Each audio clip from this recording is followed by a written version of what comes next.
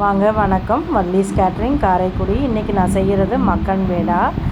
இப்போ நான் வந்து 2 லிட்டர் பால் எடுத்து அதை பன்னீராக திரைச்சி எடுத்து பிசைஞ்சு வச்சுக்கிட்டு இருக்கேன். இதை வந்து மக்கன் பேடா செய்கிறது எல்லோரும் மைதா மாவும் பால் பவுடரும் சேர்த்து பண்ணுவாங்க. இப்போ நான் பன்னீரோடு அதை கொஞ்சம் அதிகமாக எடுத்து பால் பவுட்ரு ஒரு 100 கிராம், மைதா மாவு ஒரு 100 கிராம் சேர்த்து பிசைய போகிறேன். இதுக்கு தண்ணி நம்ம தெளிக்க வேண்டியதில்லை. இந்த பன்னீரில் இருக்க தண்ணியே அதுக்கு வந்து பிடிமானத்துக்கு வரும்.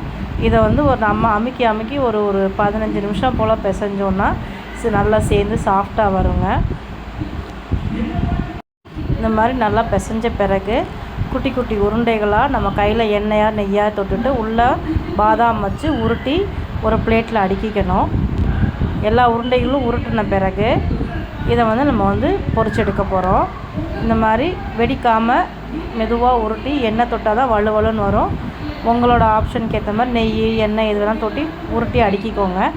அதுக்கப்புறம் நம்ம வந்து ஒரு கடாயில் எண்ணெய் 1/2 லிட்டர் வச்சுருக்கேன், 100 கிராம் நெய் சேர்த்துருக்கேன். அதில் வந்து இப்போ நம்ம உருண்டைகளை 4-5 போட்டு பொன்னிறமாக பொரித்து எடுக்க போகிறோம்.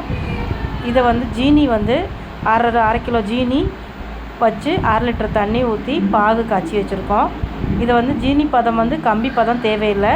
ஜீனி கரைஞ்சி நல்லா கொதி வந்த பிறகு ஏலக்காய் பொடி தூவி அமர்த்தி இறக்கி வச்சுக்கலாம்.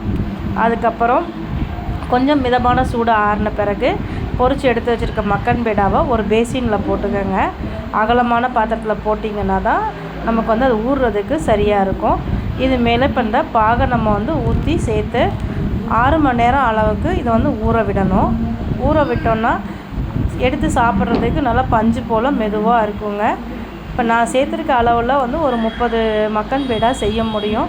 குழந்தைங்களுக்கு பன்னீரில் செஞ்சு கொடுக்கறது ரொம்ப ஹெல்த்தியாகவும் இருக்கும், டேஸ்டியாகவும் இருக்கும். செஞ்சு பாருங்கள், ருசித்து பாருங்கள்.